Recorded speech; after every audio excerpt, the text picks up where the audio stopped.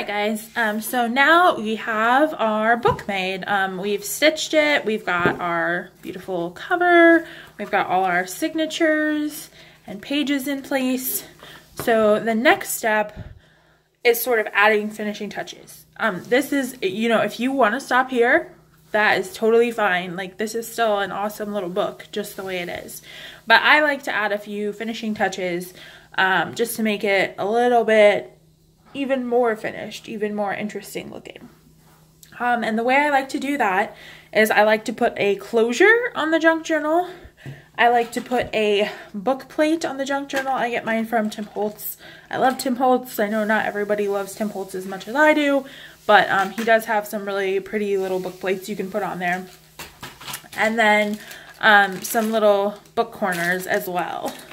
I'm not sure what brand these are, but I'll find them and I'll link them below if you're interested in buying some yourself.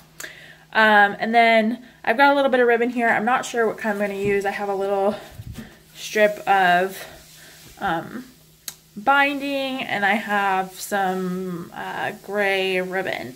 So we'll see which one looks best. But first things first, you got to create the spot for your closure on your journal. So this guy, you want to measure it. I like to put mine at the midpoint. And this guy is about 6 1/4.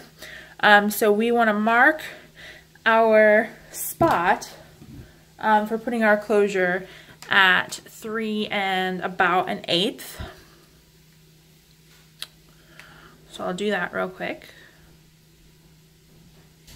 I make that, you know, pretty lightly. We're going to punch a hole through it, so you shouldn't see it, but just in case. And then here on the other side, do the same thing. Just a little dot there. Okay. Then one of my favorite tools in the world is this guy, Crocodile. It helps you set your little closures there. It's got punches on either side for the different sides. It just makes life that much easier. There are other ways you can do this by hand, but this is by far the easiest way to do it. So if this is something you're interested in, that you enjoy doing these and you want to put closures on your books, definitely get one of these. It is a life changer. So then you set to your measurement here, and ours are 3/16. I want to go in about 1/2 inch.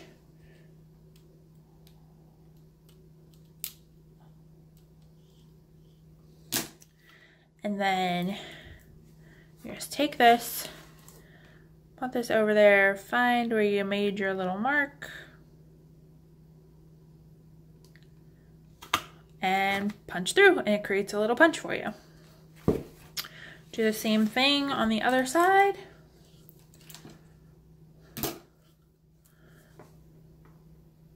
Oops. Same thing here on the other side. Line it up. Punch it through. All right, and then get your 2 little guys here, put them in. It looks like that on the other side. And this is where you use this main part. You want to put this part right here on the top, and this part right here on the bottom.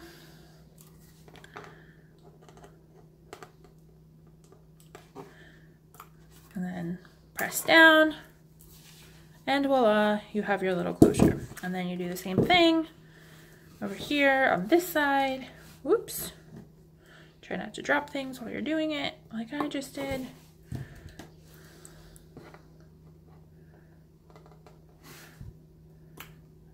And punch it through.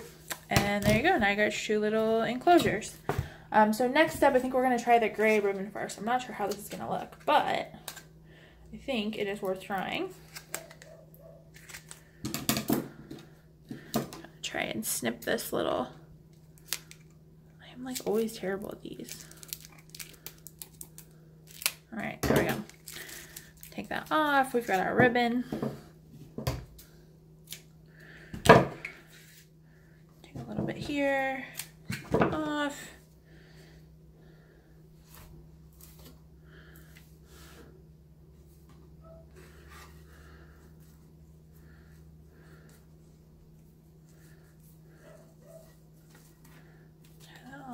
so.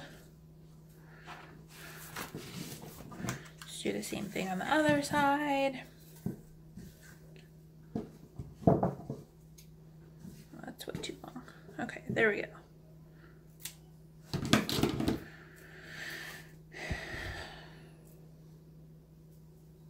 Not sure I'm loving this gray ribbon, but it will definitely provide us a little closure for the time being. That's half the fun of like doing junk journaling, is you sort of have to, oh, I did this the wrong way. You have to, you know, decide what you like and what works for you, and a lot of that just requires, you know, trying things, seeing what you think, going from there.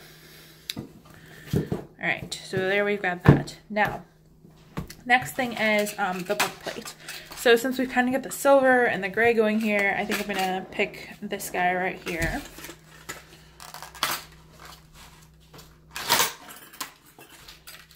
Out. Yeah, I think that's gonna look pretty good.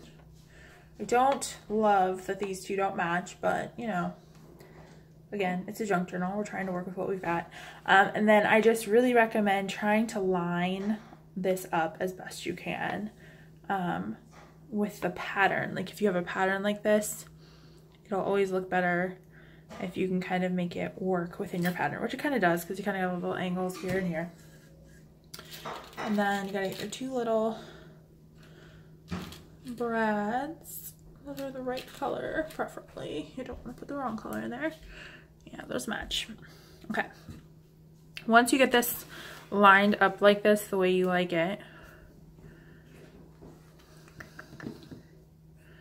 then you want to do kind of like we did with this guy, where you're going to mark it.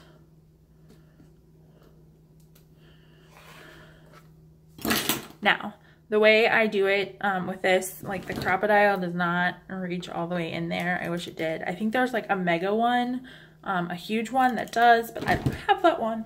So the way I do this is to take the book awl and punch holes through these guys. And sometimes I just make sure that, you know, these are all lined up and whatever. Then I flip the book open because I don't want to poke through my pages. And I just start creating my little hole. Don't make these too big because those little brads are not that big. Okay. Then, where did I put it? Oh, right here. Take this guy. Make sure we've got them lined up there. And slide this guy through to the back side, and then fold these open.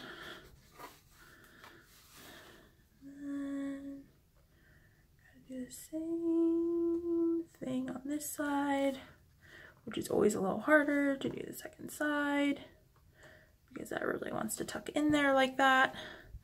Line it up. And if it doesn't totally work, go back in here, make that hole a little bit bigger.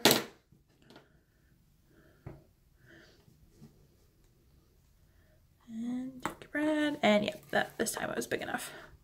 I always try to, you know, start small and then go from there because you don't want a massive hole if you don't need a massive hole.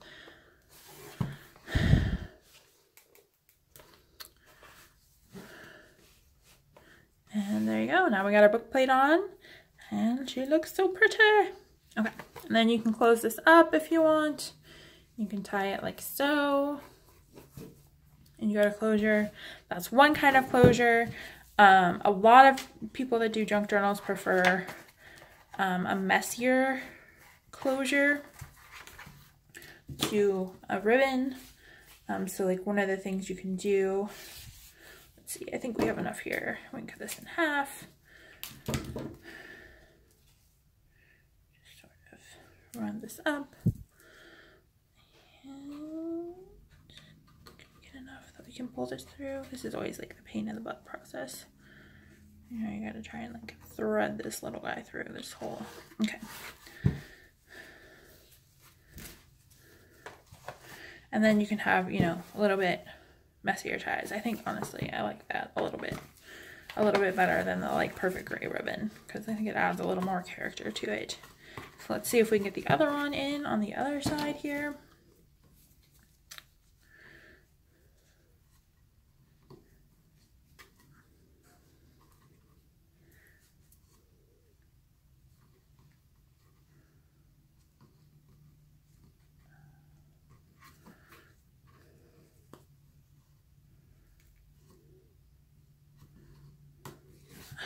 There we go. And there you go. And then you can not get your gray ribbon tied up there.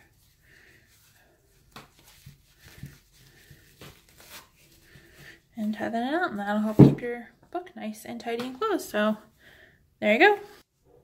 All right, so the next element for this journal that I almost forgot about is the book corners that you want to put on. So these are pretty simple. They're just like this. And then you put them on the corners, like so. And then you just have to get them to stay on, you just flip it over, and then you bend in these parts. Now you can maybe do this with your fingers, but I recommend using a crimp tool. So let me grab one of those and I'll be right back. All right, so really what you just need is something that you can help, will help leverage force to get these to come over like this. Get them on as straight as you can, and then just keep pressing and pressing.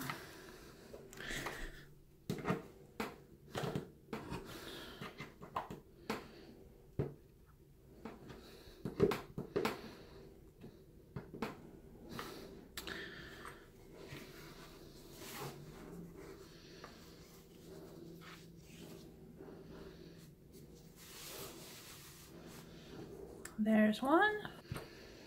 There's the other one. And then what I like to do, once I've got them like in this shape, before they're completely closed, you want to put a little bit of Fabri-Tac on there. Get yourself a little piece of paper or something. And then this is like, I like to put the fabric fusion. I like these little pen guys. I think they're better. And also they're really great for doing things like this, where I need to like get it down in there. And then throw it around a little bit. Just kidding, don't do that. And put that like that.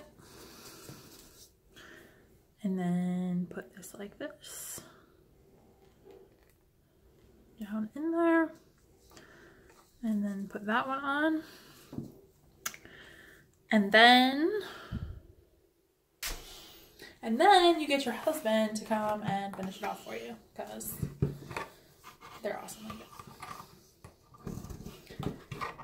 So he's just adding a little bit more leverage and making sure that those are really nice and snug and tight. And between that and the glue,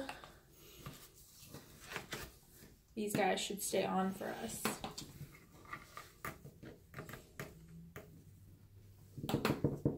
If you have like needle nose pliers or something like that, that will make this way, way easier for you. All right, and then like I've got a little bead of glue here, so I'm gonna wipe that off. But then you just need to let these guys dry. Make sure you clean up any excess glue. Oh, I'm doing this off camera. So there was a little bit of excess glue right here and right here. You wanna make sure you wipe that off. And then you just need to let this guy sit and dry.